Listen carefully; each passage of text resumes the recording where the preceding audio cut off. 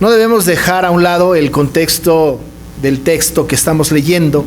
Justamente a final del capítulo número 3, nos quedamos con la idea, después de que el apóstol ha abordado ciertos temas y que ha prevenido a los filipenses al respecto de aquellos grupos antagónicos a la iglesia, antagónicos al evangelio. Y ha cerrado el apóstol de una manera maravillosa, haciendo una afirmación teológica real en la vida de los filipenses, de que nuestra ciudadanía, la ciudadanía de aquellos, la nuestra propia, esta ciudadanía está en los cielos. De donde él decía, también esperamos al Salvador, al Señor Jesucristo.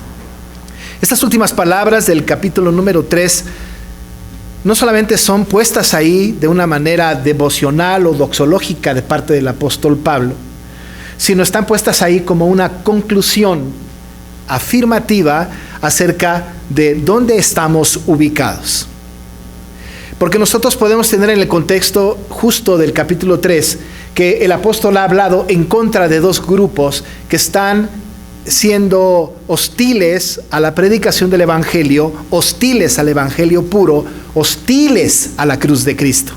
Él habló en primer lugar al principio del capítulo 3 de estos judaizantes de los cuales hemos hablado con mucha frecuencia. Estos que eran hombres que estaban obligando a los que se convertían al evangelio a pasar primero por lo ser judío y luego por ser cristiano, obligándoles a judaizar, es decir, obligándoles a que se circuncidasen y cumpliesen con la ley de Moisés para poder acceder pues al evangelio, a ser cristianos. Y atacó a este grupo de una manera bastante contundente. Incluso él se puso como ejemplo en esta ocasión también diciendo que si ellos tenían algo de qué presumir en la carne, él más, y da sus credenciales respecto de quién era el apóstol Pablo. Pero al final de este capítulo, él va a hablarle a los filipenses de que tengan cuidado con lo que él llamó los enemigos de la cruz de Cristo. Una sentencia muy fuerte de parte del apóstol, porque de aquellos no había dicho lo de los judaizantes tan fuerte como ahora. A estos les dijo que son enemigos de la cruz de Cristo. Enemigos de la cruz de Cristo. Y claro, cualquier enemigo de la cruz de Cristo es enemigo del apóstol Pablo, sin lugar a dudas. Cualquier enemigo de la cruz de Cristo tiene que ser enemigo de los creyentes, por supuesto. Estos eran pues enemigos. Les hemos llamado a estos sensualistas. El apóstol los define que son aquellos, ¿no? Dice, de los cuales será perdición, cuyo Dios es el vientre y cuya gloria es su vergüenza, y que solo piensan en lo terrenal. Estos sensualistas que se alimentan a través de sus sentidos y que todo lo que llega de manera objetiva por los sentidos tiene verdad o es verdad para ellos, y que niegan la cruz de Cristo y que son enemigos de la cruz de Cristo, están pues metidos dentro de la iglesia. Metidos ahí, estos judaizantes por un lado, pero por otro lado estos sensualistas. Están en la iglesia, una iglesia como la nuestra, una iglesia en donde había muchos creyentes fieles, una iglesia preciosa que había entendido el evangelio y que estaba luchando para salir adelante en la fe, y que entendía el secreto de la felicidad, porque a pesar de la situación en la que se encontraran, tenían que estar, como hemos repetido muchas veces, gozosos siempre gozosos. Era una iglesia que tanto amaba el apóstol Pablo, una iglesia a la cual se había entregado con todo su corazón, y que la iglesia le había entregado también su corazón al apóstol Pablo. Por supuesto, él tiene que llamar la atención a ellos para que tengan cuidado pues de estos dos grupos. Pero al final termina el apóstol diciendo, pero bueno, nuestra ciudadanía está en los cielos. Tenemos que recordar dónde está nuestra mente, dónde está nuestro corazón, dónde está nuestro compromiso, dónde está nuestra vida completa. Ciertamente aquellos eran ciudadanos de aquel lugar, ¿no?, de Macedonia, pero por supuesto eran espiritualmente ciudadanos de un reino que no era un reino terrenal, un reino espiritual, un reino en donde Cristo reinaba y donde ellos iban a ir para siempre, porque hace una referencia justamente al final de los tiempos. Maravillosa identificación. Aquí está mal, tenemos estos grupos antagónicos, qué sé yo, pero tengo que entender que mi mente está puesta en que soy ciudadano de un reino maravilloso, y un día el Señor Jesucristo vendrá por mí, y dice, transformará el cuerpo de la humillación nuestra para que sea semejante al cuerpo de la gloria suya, por el poder con el cual puede también sujetar a sí mismo todas las cosas. Y con este pensamiento maravilloso termina el apóstol esta sección que está poniendo al tanto a los filipenses de estos dos grupos perniciosos.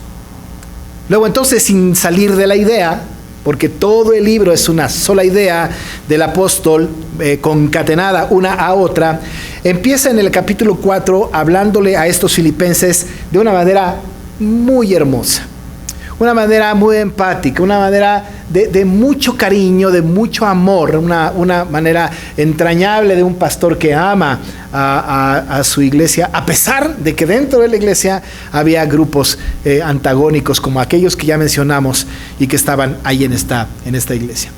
Es importante notar que el apóstol va a hacer un exhorto, y quizá nosotros tenemos que aprender, porque cuando vi este texto pensé, ¿qué tanto se puede enseñar a la iglesia de este pasaje? Pero sí nos queda claro un poco el asunto de cómo el apóstol exhorta a la iglesia y exhorta a algunas personas en lo particular. Debo de decir, como sustento de este exhorto, que este exhorto que el apóstol va a hacer, estas recomendaciones que el apóstol va a hacer, son recomendaciones que fuera de este contexto pudiesen resultar fuertes, incluso rechazables. Sin embargo, él establece un principio precioso de cómo puede uno acercarse a las personas para animarles a cambiar actitudes.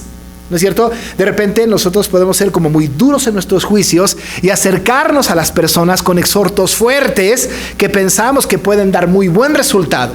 Pero el apóstol nos enseña una manera pastoral hermosa de cómo se hace un exhorto con amor. Y no es la primera vez. Recordamos al apóstol también escribiéndole a Filemón, ¿no es cierto? Hablando acerca de que le está diciendo a Filemón, mira, yo te puedo mandar lo que yo quiera, yo puedo hablarte como quiera, sin embargo te lo pido por amor. Y dice el apóstol a Filemón, de todas maneras yo sé que vas a hacer mucho más de lo que yo te pido, porque lo que yo te lo exhorto con mucho cariño, con mucho amor, con este afán de que entiendas que te amo. Pasa con los papás y los hijos, exhortamos a los hijos y les queremos exhortar pues con amor. Aquí tenemos pues a un pastor amoroso con un exhorto envidiable, un exhorto que todos quisiéramos aprender para poder exhortar como el apóstol lo hace. Miren nada más el tono de su exhorto con cómo empieza. Dice él, así que, evidentemente estas cláusulas, estas expresiones que son causales, evidentemente así que nos viene de arriba, ¿no? Dice así que, de lo que acabo de decir, dado que tu ciudadanía está en los cielos, de donde esperas al Salvador, dado que tú sabes tu identidad como creyente, ¿no? Entonces les dice, al final tienes que estar firme, pero les dice así que, y luego la identificación, cómo él se dirige maravillosamente a los filipenses. Les dice, hermanos míos, amados y deseados. Hermanos míos, amados y deseados. Ahora, quiero que sepamos que el apóstol está conflictuado porque está preso en Roma. No está dentro de la iglesia. Él no puede enfrentar las luchas ahí en la iglesia. Cualquier pastor quisiera estar dentro de la iglesia para enfrentar las luchas que la iglesia está enfrentando. Él está lejos, está recibiendo pues información acerca de todas aquellas cosas que están pasando. Por ahí alguien seguramente vino y le dijo al apóstol, fíjate que hay algunos que están queriendo obligar a los cristianos que vienen de Macedonia, a los gentiles particularmente, a que se hagan primero judíos para luego hacerse cristianos. Y se enoja el apóstol, pero está lejos y les llama la atención a estos. También seguramente alguien vino y le contó, oye, pero fíjate también que hay otro grupo que solamente están pensando en lo terrenal, cuyo Dios es el vientre. Y el apóstol seguramente estaba enojado, airado al respecto de cómo es que en esta iglesia que yo fundé, que el Señor me permitió fundar, hayan estos grupos. ¿Dónde estuvo el descuido? ¿Qué pasó en esta iglesia? Seguramente alguno más vino y le dijo, oye, ¿te acuerdas de Bodia y Sintique? Pues, ¿qué crees? Se pelearon. Y entonces el apóstol recibe la información, recibe toda esta información y tiene que transmitir a aquellos cristianos de Filipenses un exhorto cristiano. Bueno, pues a todos ellos, ¿no? A todos ellos que le causan muchos dolores de cabeza seguramente, les llama de una manera maravillosa. Hermanos míos amados y deseados. Amados y deseados. Nos viene a la mente que nosotros tenemos que hablar la verdad con amor. Nos viene a la mente que el mundo nos va a conocer a nosotros cuando nos amamos unos a otros. Nos viene a la mente que tenemos que soportar con paciencia unos a otros. Nos viene a la mente que somos una comunidad cristiana que nos amamos entrañablemente a pesar de nuestras diferencias. El apóstol se dirige a ellos pues de esta manera maravillosa: hermanos míos, amados y deseados. Se equivocan, tienen errores, hacen cosas mal, pero son amados y son deseados míos, porque ellos, como dijo al principio el apóstol, son santos en el Señor. Son la iglesia de Cristo. Pero no solamente se dirige a ellos como amados y deseados, sino que además les dice: gozo y corona mía. Gozo y corona mía. Es interesante porque justamente el apóstol, ¿no?, está hablando acerca del trabajo que él ha hecho con esta iglesia y que ha hecho una gran labor, y los considera a ellos como una corona que el Señor le dio. Un gozo que el Señor le dio, un gozo que le permitió tener. No es una obra que se deba al esfuerzo del apóstol, sino que fue la gracia del Señor que permitió que esa iglesia creciese, y entonces él considera al Señor dándole a él el premio, como es el gozo de que esta iglesia haya podido ser edificada por su predicación. Y le llama a esta iglesia gozo, porque él está gozoso de ver a la iglesia maravillosa, pero además entonces dice: corona mía. El Señor me ha dado una gran bendición de que ustedes sean esta iglesia maravillosa de amados y deseados. Recordamos lo que él mismo dijo en el capítulo 2, verso 16. Él dijo que ellos estaban asidos a la palabra de vida, y les dice: asidos de la palabra de vida, para que en el día de Cristo yo pueda gloriarme de que no he corrido en vano, ni en vano he trabajado. No he corrido en vano, ni he trabajado en vano. Por eso ustedes para mí, dice el apóstol, son amados y deseados, gozo y corona mía. Porque se siente contento y satisfecho, a pesar de que hay algunos problemas que están afectando a la iglesia allá en Filipos. A estos amados y deseados, a estos que son gozo y corona de Él, estos que están en esta iglesia, dada su ciudadanía, dada su condición, su estatus delante de Dios, a estos que pertenecen a esta iglesia les dice: estad así firmes en el Señor, amados. Estad firmes. Y les hace un exhorto de firmeza. Les dice: ustedes tienen que estar firmes, no se dejen desviar. Pero ¿cuál problema tenía la iglesia? ¿Por qué un exhorto a toda la comunidad de estar firmes? Porque cuando el Señor llama a la iglesia a estar firme, tiene que ver con estar en una actitud muy completa, esperando que el Señor cumpla sus promesas. Así como cuando Moisés está en el desierto y Moisés clama al Señor porque el faraón viene detrás de él. El Señor le dice: dile al pueblo que marche, pero le dice: estad firmes y ved la salvación que Jehová hará hoy con vosotros. Estad firmes. Sean testigos del poder del Señor. Estad firmes tiene que ver con resistir con valor, porque el Señor está actuando, porque el Señor está haciendo la obra. Estad firmes tiene que ver con que entiendan que el Señor ha prometido estar con ustedes, porque el Señor es nuestra verdad, el Señor es nuestro gozo, porque el Señor ha hecho la obra redentora por nosotros. Estar firme tiene que ver con la espera maravillosa y espiritual de que el Señor hará la voluntad con su pueblo. ¿De qué tienen que estar firmes los filipenses? Pues tienen que estar firmes ante los judaizantes. No se dejen llevar por ellos. Tienen que estar firmes ante los sensualistas, que son enemigos de la cruz de Cristo. No se dejen embaucar por ellos. tienen que estar firmes en los propios impulsos de sus corazones pecaminosos. Tienen que estar esperando que el Señor siga haciendo la obra que está haciendo en estos filipenses. Estad firmes, firmes en el Señor. Pero una cosa interesante es que el apóstol no está diciendo a los filipenses que tienen que estar firmes en cualquier causa. En cualquier causa. Tienen que estar firmes en el Señor. Firmes en el Señor. ¿Sabe qué?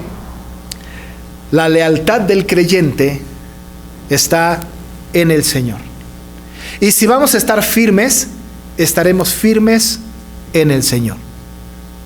Podemos nosotros llegar a tener, por ejemplo, diferentes acuerdos entre nosotros.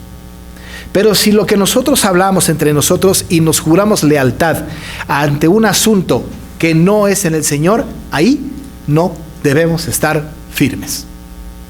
Firmes en el Señor. Debemos estar firmes en Él. Amados hermanos, estamos viviendo ahorita en un tiempo muy peligroso, en donde la palabra del Señor está poniéndose en riesgo, en donde ya no es autoridad para muchas personas, en donde nos hemos dejado llevar, el mundo se ha dejado llevar por una gran cantidad de filosofías alrededor de nosotros que han permeado nuestras iglesias, que están haciendo daño a nuestras iglesias. Algunos creyentes ahora están firmes, pero están firmes en lo que las tradiciones y en lo que las filosofías dicen. El verdadero creyente, el que sabe su papel como creyente, no está firme en la filosofía del mundo. No está defendiendo una postura inmoral del mundo. El firme es firme en el Señor. Quizá algunos filipenses se unieron a los judaizantes. A lo mejor algunos creyentes se unieron a los sensualistas. Pero el apóstol está diciendo a aquellos amados y deseados, aquellos que son gozo y corona suya, estén firmes, pero firmes en el Señor. No firmes en sus acuerdos, no firmes en sus lealtades, no firmes en lo que el mundo dice, sino en el Señor. En el Señor. Cuando llegue, amados hermanos, a nuestra iglesia, las influencias perniciosas del mundo moderno, y nos quieran hacer o convencer acerca de cosas que no son moralmente correctas, bíblicamente correctas, nosotros tenemos que mantenernos firmes en el Señor, a pesar de lo que sea. Firmes en el Señor. Y el apóstol, a estos cristianos que tienen estos grupos, les está diciendo a toda la iglesia: ustedes que son mis amados y deseados, mi gozo y mi corona, deben estar firmes, firmes en el Señor. Y después de este llamado a toda la iglesia, después de este exhorto a toda la iglesia, con esta apelación de amados y deseados, gozo y corona mía, entonces se acerca con la misma actitud amorosa, entonces ahora a dos personas. Y les llama por su nombre. Es posible, dicen algunos comentaristas, y cada quien tiene una interpretación un poco diferente, dicen que quizá Evodia y Síntique, una de ellas puede haber sido Lidia, la que vendía púrpura y que habitaba en Filipos.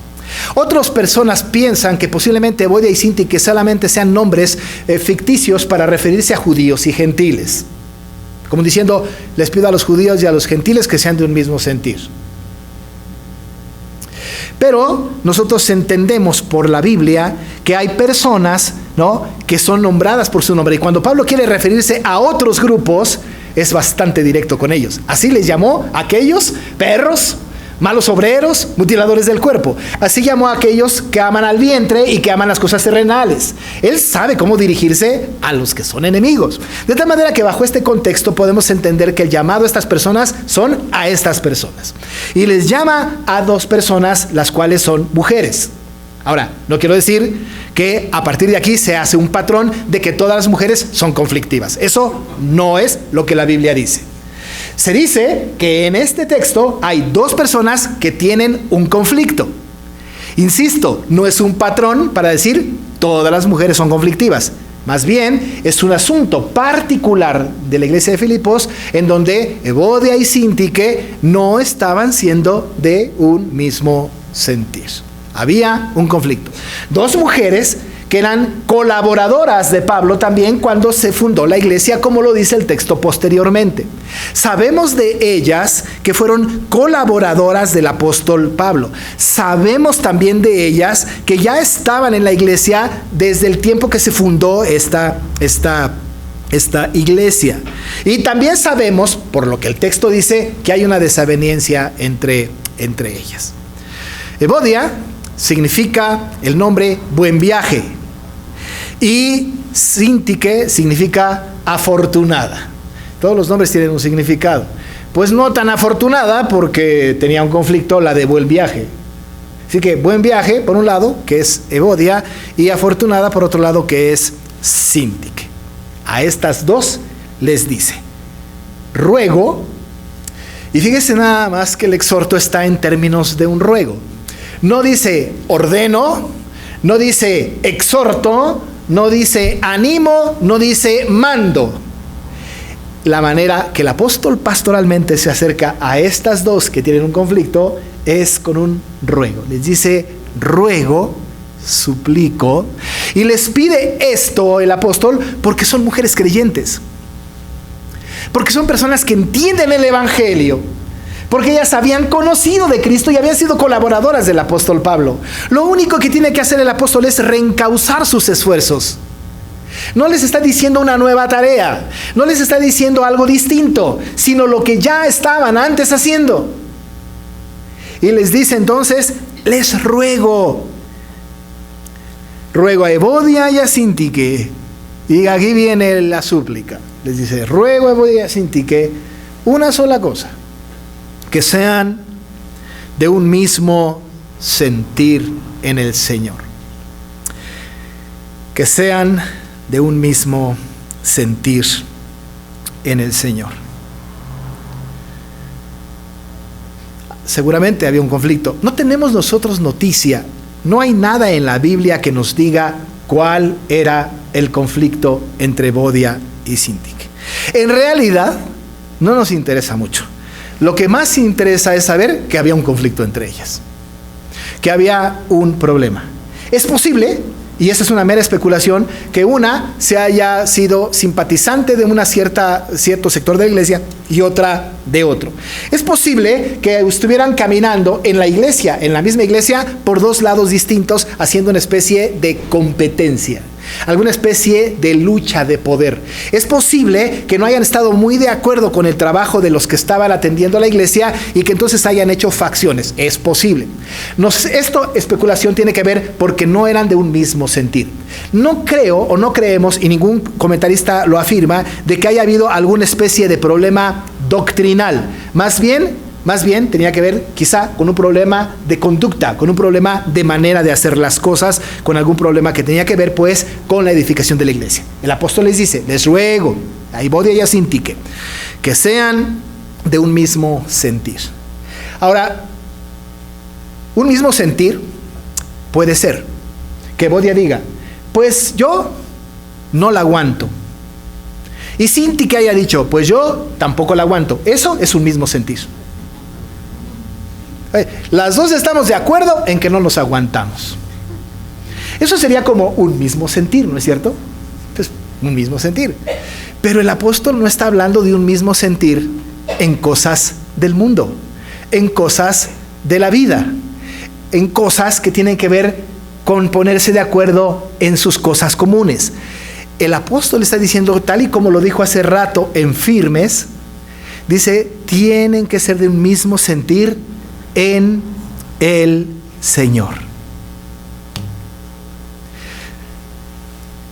Amados hermanos, aunque esto es muy fácil de leer, es muy fácil de lograr.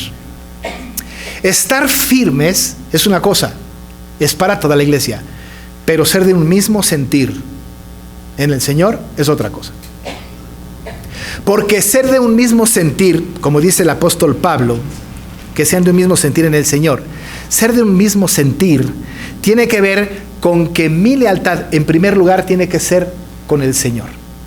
Si yo tengo una lealtad con Cristo, entonces acataré lo que Él diga que yo haga, me guste o no me guste, esté de acuerdo o no esté de acuerdo.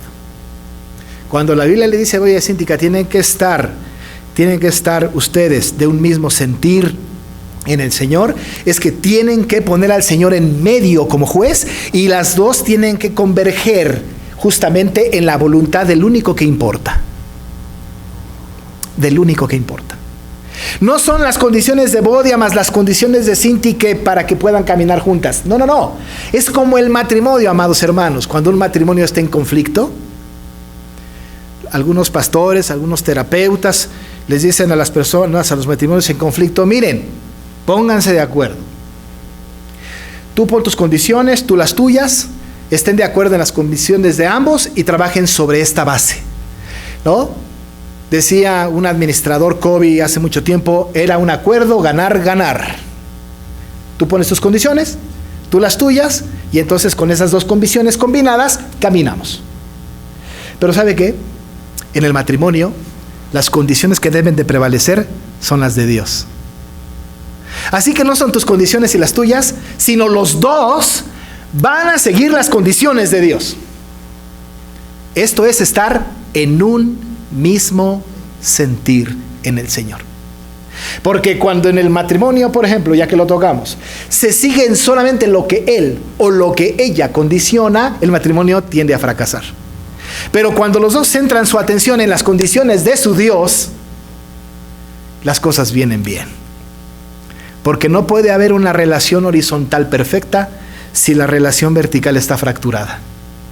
Si mi relación con Dios no funciona, mi relación horizontal no funciona. Ellas no tenían una buena comunión con el Señor, seguramente. Y les dice el apóstol, tienen que ser de un mismo sentir. Pero no pónganse de acuerdo ustedes, sino que el Señor establece cuál debe de ser su sentir. ¿Y sabe qué?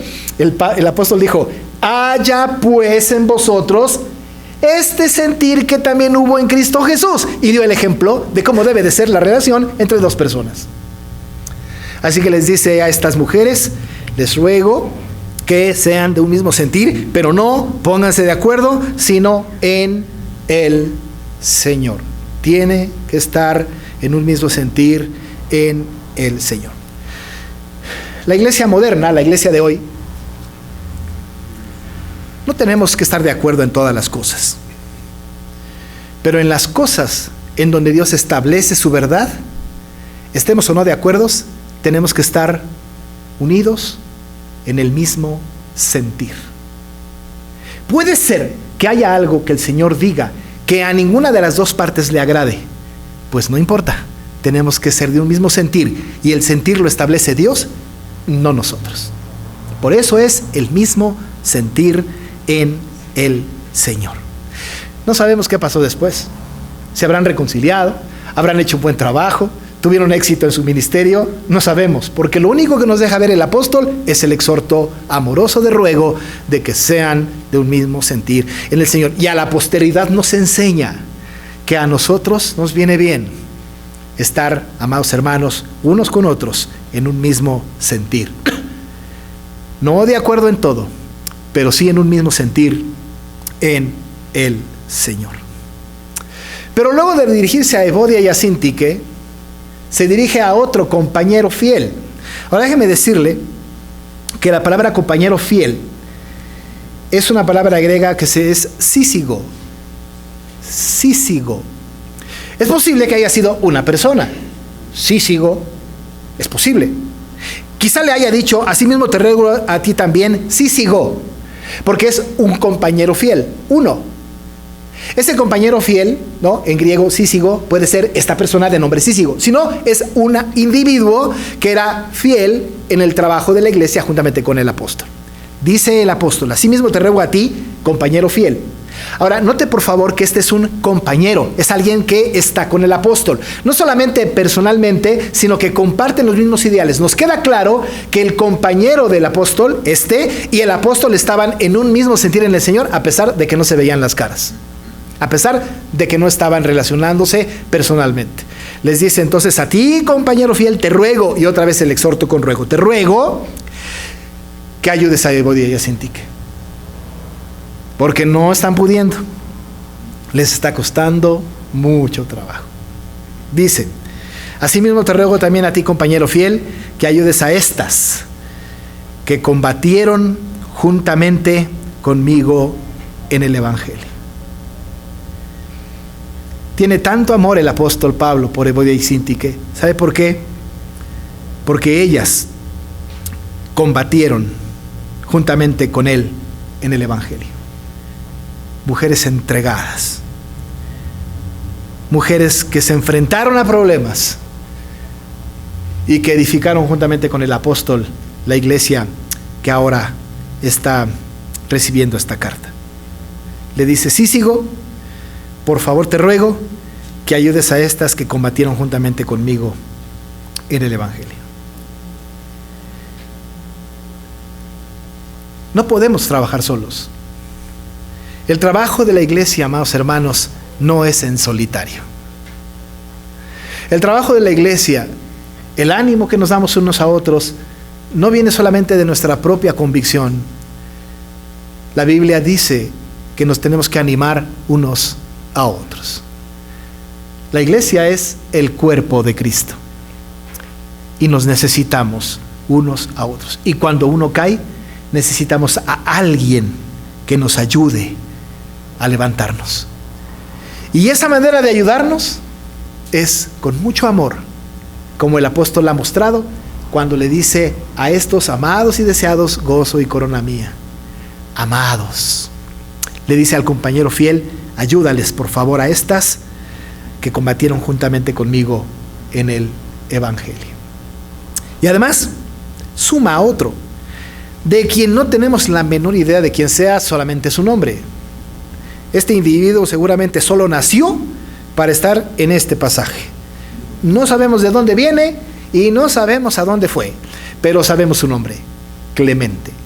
Y dice: con Clemente también, seguramente filipense, seguramente también colaborador juntamente con el apóstol Pablo, con Clemente, y dice: y además los otros colaboradores míos. Hace un momento nuestro hermano Samuel decía: hay muchas personas que ayudaron en la escuela bíblica de vacaciones. Y él decía: pero si los nombro me voy a obviar alguno. Y hace bien, pues seguramente se va a olvidar a alguien. ¿Sabe qué pasa cuando se nombra y alguien se olvida? Cuando no se menciona a nadie, nadie sale ofendido, pero cuando se nombra a alguien y alguien falta, el que falta se siente muy ofendido. Así es que es mejor no mencionar a nadie. El apóstol no dice por nombre los colaboradores. ¿Se le habrán olvidado?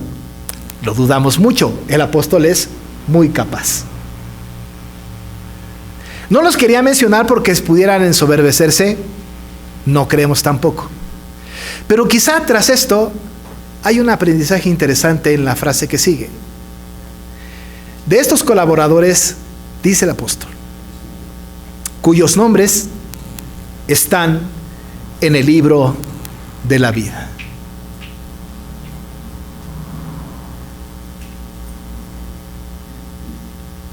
¿Quiénes trabajaron para la escuela bíblica? ¿Quién sabe? ¿A ellos les interesará que les mencionen? Es posible que no. Pero lo más importante, lo que deben saber, lo que debe darles gozo, lo que debe animarles, es que sus nombres están escritos en el libro de la vida. ¿Quién hizo tal o cual labor? ¿A quién se debe el crecimiento de la iglesia? ¿Cuánto trabajo hemos hecho fulano, mengano o perengano en el Señor? ¿Cuántos cristianos llevo evangelizados? ¿Cuántas coronas tengo ya o perlas en mi corona? No importa. No importa. Porque el trabajo del Señor, como dice Pablo en el capítulo 2, no es en vano. Pero no importa que no me mencionen, no importa que no me nombren. Lo que importa es que mi nombre está escrito en el libro de la vida. Hace algún tiempo alguien dijo: pastor, es que pues hago y nadie ni ve lo que hago. Pues qué bueno, ¿no? Pero lo que le debe de importar a este colaborador es que su nombre está escrito en el libro de la vida. Si colaboramos para un premio terrenal, seremos como los sexualistas que solamente buscan lo terrenal. Si nosotros trabajamos para un premio acá, entonces nuestra ciudadanía no está en los cielos. Pero si mi ciudadanía está en los cielos y yo no busco lo terrenal, me conformo con saber que lo que yo he hecho le agrada al Señor y que mi nombre está en el libro de la vida. Ese premio maravilloso, ese nombramiento maravilloso, le da gozo al corazón del creyente. El apóstol hace un exhorto maravilloso. Amados míos, amados y deseados, gozo y corona mía, les dice, estad firmes, estad así firmes en el Señor. Exhorta a Evodia y a Sintique con gran amor. Exhorta a Sísigo para que les ayude, a Clemente y a todos los demás colaboradores, y todos estos amados hermanos, Pablo, Evodia, Sintique, Sísigo, Clemente y todos los demás, sus nombres están escritos en el libro de la vida. Los que hicieron el trabajo de la escuela bíblica de vacaciones, ustedes, amados hermanos, que hacen un trabajo silencioso en el Señor, todos los que participan en la labor de la iglesia, no necesitan reconocimiento, necesitan saber que sus nombres están escritos en el libro de la vida. Que el Señor bendiga esta iglesia y bendiga los esfuerzos que hacemos, y exhorto, hermanos, a la iglesia, seamos de un mismo sentir en el Señor. Oramos. Padre, en esta iglesia, como en todas las iglesias, incluyendo la de Filipos, a veces hay desavenencias, pero seguimos siendo hermanos, amados y deseados. Seguimos siendo tu iglesia. Y con dirección, y con un exhorto santo, con amor profundo, sabemos que tenemos que ser de un mismo sentir. Y no un mismo sentir en nuestras propias opiniones, sino que tenemos que concentrarnos en Cristo. Haya pues en vosotros este sentir que hubo en Cristo Jesús. Y Padre, sí trabajamos. Y trabajamos y hacemos la obra porque tú has puesto en nosotros tanto el querer como el hacer. Y trabajamos porque nos has mandado a hacerlo. No queremos, Señor, que nos nombren ni que nos recompensen, sino queremos tener y seguir teniendo la convicción de que mi nombre, nuestro nombre, está escrito en el libro de la vida. Quizá por eso nos regocijamos en el Señor siempre, porque sabemos que si nuestra ciudadanía está en los cielos. Alabado y glorificado seas por tu palabra, en el nombre de Jesús. Amén.